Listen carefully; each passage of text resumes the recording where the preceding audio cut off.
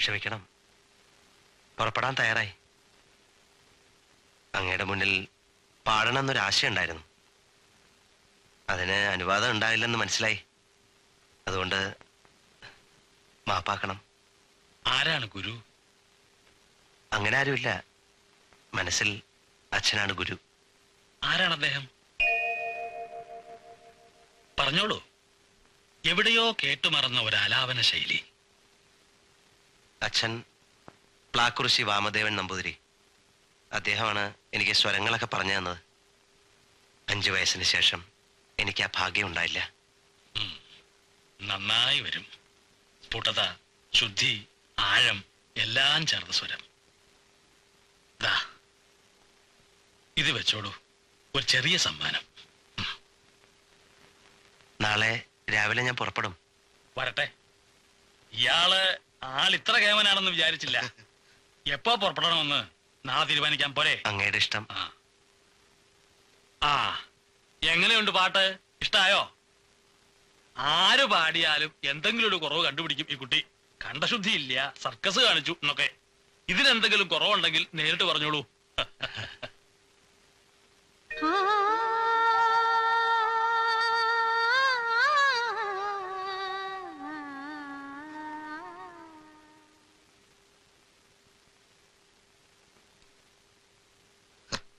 कैसा लगा है भाई साहब? कमाल कर दिया, कलकी.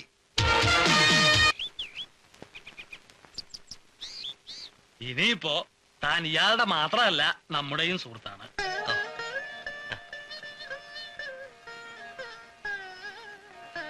എന്നെ അത്ഭുതപ്പെടുത്തുന്നത് മറ്റൊന്നുമല്ല. പ്ലാക്കുറിശി കൃഷ്ണൻ നമ്പൂതിരി ഇങ്ങനെ ഒരു ചെറുപ്പക്കാരെ പറ്റി ഒരു വാക്ക് പോലും പറയുണ്ടായിട്ടില്ല. മുത്തശ്ശന് എന്റെ ശരീരം തീരെ രസമല്ല. മെഴുക്ക് പുരട്ടിയത് പോലുള്ള ശബ്ദം എന്നാ പറയാറ്. ശബ്ദം പിന്നെ പാറ പോലിരിക്കണോ? സംഗീതം ശ്രവണസുഖതമായിരിക്കണം. മുറ്റത്തെ മുല്ലയ്ക്ക് മണമില്ല എന്നാണല്ലോ പറയാറ്. ഓ, ഇങ്ങനെ ഒരു പഴമൊഴി പറയാനും മാത്രമുള്ള സഹൃദയത്തൊക്കെ ആയോ തനിക്ക്? ഏതായാലും തിരുമേനയുടെ സൗഹൃദം കൊണ്ട് ഗുണമുണ്ട്. മുല്ലപ്പൂമ്പൊടി ഏറ്റുകിടക്കും കല്ലിനുമുണ്ടാകും ഒരു സൗന്ദര്യം. സൗന്ദര്യമല്ലടോ, സൗരഭ്യം. ഇതാ ശരിക്കുള്ളത്. എന്താ തനിക്കൊന്നും പറയാനില്ലേ? അമ്മാമ്മയുടെ മുന്നില് ഇത്തരം മണ്ടത്തരങ്ങൾ പറയാൻ എനിക്ക് പേടിയാ. മലയാള ഭാഷ രക്ഷപ്പെട്ടു. അല്ല, അപ്പൊ ഇല്ലത്തൊക്കെ എഴുതണ്ടേ? കുറച്ചു ദിവസം കഴിഞ്ഞേ വരുള്ളൂ. ആവശ്യമില്ല. പഠിപ്പൊക്കെ തീർന്നതിന് ശേഷം പ്രധാന ജോലി ഈ സർക്കിട്ട് തന്നെയാ. ഒരു പോക്ക് പോയി കഴിഞ്ഞാ പിന്നെ 2-3 മാസം കഴിഞ്ഞേ തിരിച്ച് ഇല്ലത്തെത്താറുള്ളൂ. അപ്പോ വേളി വേളി തരപ്പെട്ടില്ല. തരപ്പെട്ടില്ലന്നോ? അതെന്താ? എന്ന് പറഞ്ഞാ പറ്റില്ല. അല്ല, ഈ സംഗീതം മാത്രമേ ഉള്ളോ അതോ? അല്ല, പല വിദ്യകളുണ്ട്. സംസ്കൃതം, സാഹിത്യം, കവിത. കവിതയുണ്ടോ? എന്നാലൊന്ന് നോക്കണമല്ലോ. കസ്തൂരി തിലകം ലലാട.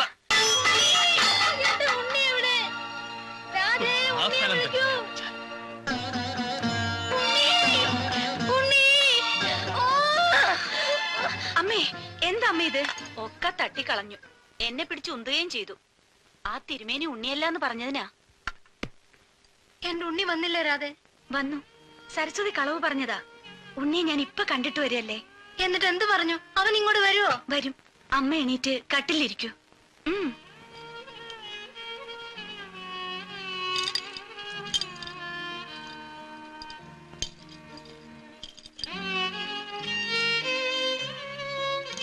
സരസ്വതി, പാല് കൊണ്ടുവരൂ.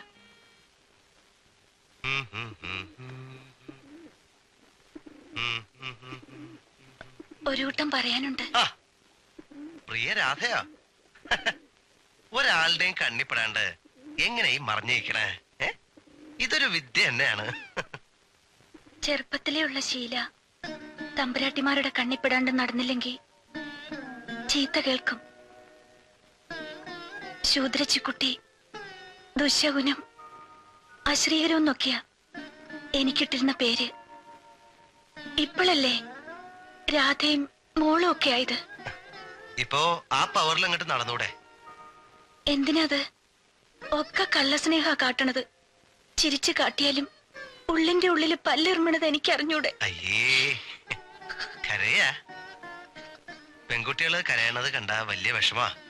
അതും രാധ. എപ്പോഴും ചിരിക്കണ മൊഹ എനിക്കിഷ്ടം. ഒന്ന് പുഞ്ചിരിക്കൂ കാണട്ടെ. ആ ചിരിക്കുന്നേ. എത്ര ശൈലായിരിക്കുന്നു. ഇനി പറയൂ, എന്താ ഒരു കൂട്ടം പറയാനുണ്ടെന്ന് പറഞ്ഞേ? എന്റെ അമ്മയുടെ അടുത്ത് ഒന്ന് വരുമോ? അത് അബദ്ധാവോ? അമ്മ കരുതിയിരിക്കണത് അവിടുന്ന് ഉണ്ണിയാണെന്നാണ്. നുണ പറഞ്ഞു ഞാൻ മടുത്തു. ചോദിക്കുമ്പോ ഒക്കെ ഓരോ കാരണങ്ങൾ പറയും. നാളെ വരും, മറ്റന്നാള് വരുമെന്നൊക്കെ. പാവം എന്റെ അമ്മ എത്ര നാളാന്ന് വെച്ച് ആശിപ്പിക്കുക. ഒന്ന് വരുന്നതിൽ വിരോധമുണ്ടോ? ഞാൻ വരാം. ഈ ഉണ്ണി എങ്ങനെ മരിച്ചേ? സ്കൂളിൽ നിന്ന് വിനോദയാത്രയ്ക്ക് പോയതാ. ബസ് മറിഞ്ഞ് 7 കുട്ടികൾ മരിച്ചു. അതിലൊന്ന് ഉണ്ണിയായിരുന്നു. 10 വയസ്സേ ഉണ്ടായിരുന്നുള്ളൂ. ശരീരം പോലും ഇങ്ങടേക്ക് കൊണ്ടുവന്നില്ല. ശരീരം ഒന്ന് പറയാൻ മാത്രം ബാക്കി ഉണ്ടായിരുന്നില്ല അത്രേ. മരിച്ചോന്ന് അമ്മയോട് പറഞ്ഞിട്ടില്ല. കാണാണ്ടായിന്നാ പറഞ്ഞത്. അന്വേഷിക്കണുണ്ട്. ഇന്ന് വരും, നാളെ വരുമെന്ന് പറഞ്ഞ് ഒടുവിൽ അമ്മയ്ക്ക് തലയ്ക്ക് സ്ഥിരമില്ലാണ്ടായി. ആദ്യമൊക്കെ എല്ലാരെയും ഉപദ്രവിക്കുമായിരുന്നു. എന്നെ മാത്രം അമ്മ ഒന്നും നുള്ളിയിട്ട് പോലും ഇല്ല. രാധയുടെ അമ്മ പ്രസവിച്ച സ്ത്രീയെ കണ്ട് ഓർമ്മയില്ല എനിക്ക്. 1 വയസ്സുള്ളപ്പോ എന്നെ ഉപേക്ഷിച്ചു പോയതാണ് ആ സ്ത്രീ. അന്നു മുതല് തലയ്ക്ക് സ്ഥിരമില്ലാത്ത അമ്മയുടെ കൂടെ വളർന്നതാ ഞാൻ. സരസ്വതി പറയും, കുട്ടിയെ കുളിപ്പിക്കുകയും കണ്ണെഴുതിക്കുകയും ഒക്കെ ചെയ്യണ കണ്ട തമ്പ്രാട്ടിക്ക് പ്രാന്താണെന്ന് ആർക്കും തോന്നില്ല അത്രേ. എന്നെ അത്ര ഇഷ്ടാണ് എന്റെ അമ്മയ്ക്ക്. അച്ഛൻ എന്തിനാ താൻ എന്റെ കുട്ടിയെ കരയിപ്പിക്കണത്? ഏയ് ഒന്നുമില്ല. ഉണ്ണിയെ കുറിച്ച് പറയായിരുന്നു. എന്തിനാ ആ കുട്ടി ഈ കഥകളൊക്കെ എല്ലാവരുടെ മുമ്പിൽ എഴുന്നള്ളിക്കാൻ നടക്കണത്? ഞാൻ ചോദിക്കുകയായിരുന്നു. ആ എന്നെ ഇന്നിനി അങ്ങോട്ട് പോവാൻ വയ്യ. നല്ല സുഖമില്ല എന്ന് വിളിച്ചു പറഞ്ഞേക്കോ. അല്ല, ഞാൻ തെറ്റു വല്ലതും ചെയ്തോ ആവോ? തെറ്റ് ചെയ്ത് താനും ഞാനും ഒന്നുമല്ല, വിധിയാ. കളക്ടറുടെ റെസിഡൻസിൽ നിന്ന് ചെല്ലാന്ന് പറഞ്ഞതാ. ഇനി ഇപ്പൊ എന്താവോ? അമ്മേ,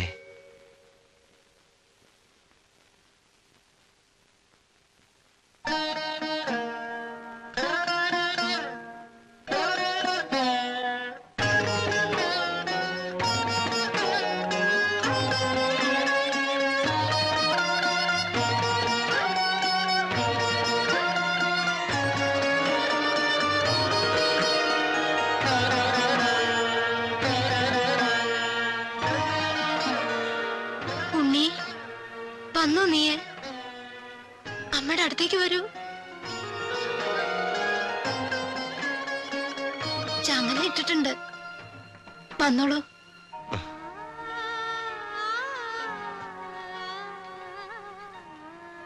നീ എങ്ങോട്ടേക്കാ പോയത്?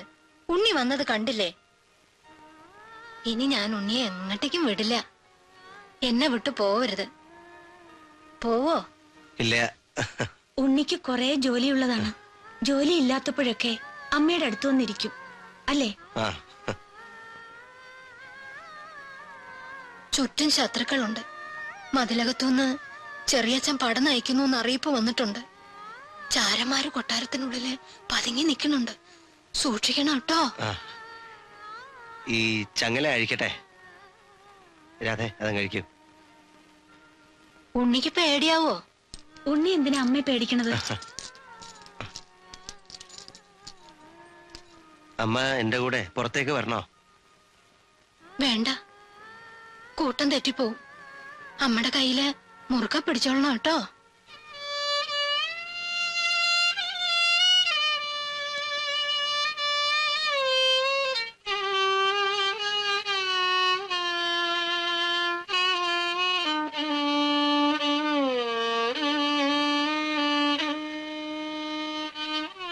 തമ്പുരാൻ, ഒന്നിങ്ങോട്ട് വരൂ, ഒരു കാഴ്ച കാണിച്ചു തരാം.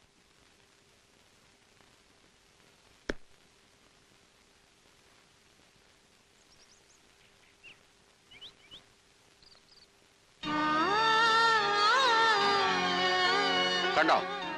തമ്പുരാട്ടിയുടെ ഈ നടപ്പ് കണ്ടാൽ ആരെങ്കിലും പറയോ സൂക്കേടുള്ളവരാന്ന്? ഈ മാളിക മുറിയിൽ അടച്ചുപൂട്ടിയിടുന്ന അബദ്ധം ഇപ്പൊ കണ്ടോ?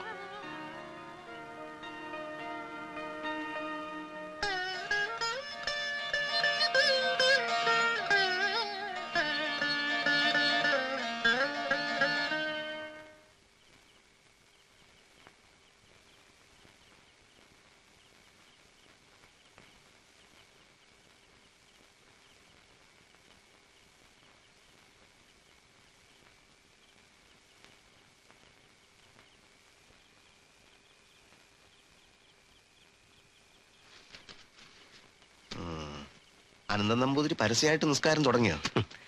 ദിവസവും 5 നേരവും നിസ്കരിക്കണമെന്നാ ഇവിടെ വന്നാ പതിവൊക്കെ ആകെ തെറ്റി. വന്ന കാര്യം എത്രയും പെട്ടെന്ന് ചെയ്താ ബോംബെ തിരിച്ചു വന്നിട്ട് ഇഷ്ടം പോലെ നിസ്കരിക്കാലോ. അല്ല, കൊലപാതകം എങ്ങനെയൊക്കെയാ പ്ലാൻ ചെയ്തിരിക്കുന്നത്?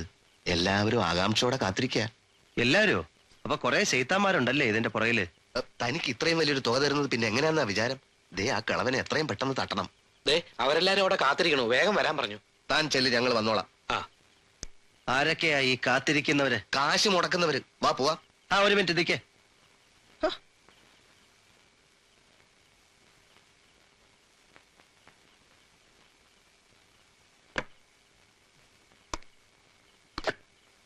ശരി, പോകാം. ഇപ്പോഴെന്തിനാണ് ഈ മാരകായുധം എടുക്കുന്നത്? അതവിടെ വെച്ചേക്കൂ. ഒരു കില്ലർ എപ്പോഴും കരുതിയിരിക്കണം. ഏത് സമയത്താണ് എവിടെ നിന്നാണ് ആക്രമണം ഉണ്ടാകുന്നതെന്ന് പറയാൻ പറ്റില്ലല്ലോ. വരണം.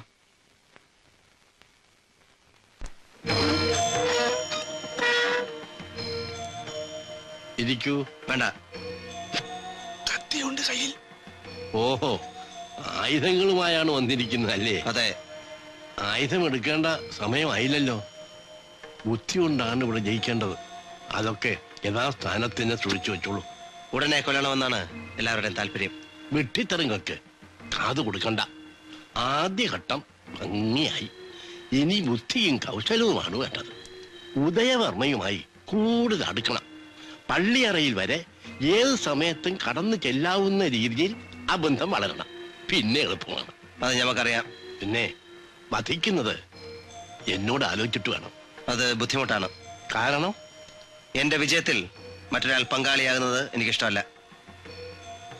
ഇനി ഇത്തരം കൂടിയാലോചനകൾക്ക് വിളിച്ച് എന്റെ വിലപ്പെട്ട സമയം പാഴാക്കരുത്. എനിക്ക് ശ്രമിച്ചാവോ? അയാള് പോയി. ആ, ആള് ക്യാമറാണെന്ന് തോന്നുന്നു. എന്റെ ജാനകി, മുഖവുര വേണ്ട, നീ കാര്യം മാത്രം ഇങ്ങോട്ട് പറയാ. ഞങ്ങള് സൗദാമനിക്ക് ഒരാളെ കണ്ടുവച്ചിട്ടുണ്ട്. ഏട്ടനൊന്ന് സംസാരിക്കണം. ആരാ ആള്? അനന്തൻ നമ്പൂതിരി. തിരുമേനിക്കും ഇവിടെ ഇഷ്ടമാണെന്ന് തോന്നുന്നു. ഒരിക്കൽ ഇവിടെ അനുമോദിച്ച് സംസാരിക്കുകയുണ്ടായി. അതുകൊണ്ട് ഇഷ്ടാണെന്ന് അർത്ഥമുണ്ടോ? ഏട്ടനൊന്ന് സംസാരിച്ചു നോക്കിയാൽ.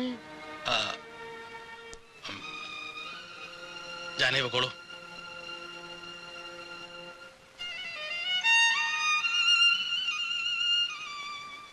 ഗോപിക വസന്തം ദേവി വനമായി, ഗോപിക വസന്തം ദേവി നവനവ ഗോപിക വസന്തം തേടി എൻ മനമു. പാടുകയാണെങ്കിൽ സാഹിത്യത്തിന്റെ അർത്ഥം മനസ്സിലാക്കി ഭാവം വിടാതെ പാടൂ.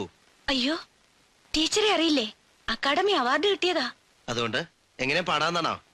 പാടുമ്പോ ആ ഭാവം രാധയ്ക്ക് കൃത്യമായിട്ട് കിട്ടുമോ? തിരുമേനി, ഇത് പാട്ട് കച്ചേരിയല്ല, മോഹിനിയാട്ടമാ. സാഹിത്യത്തിന്റെ ഭാവം നോക്കിയാ താളം തോന്നിയതുപോലെ ആകും. ആര് പറഞ്ഞു? ശരി, ഞാനത് നോക്കട്ടെ.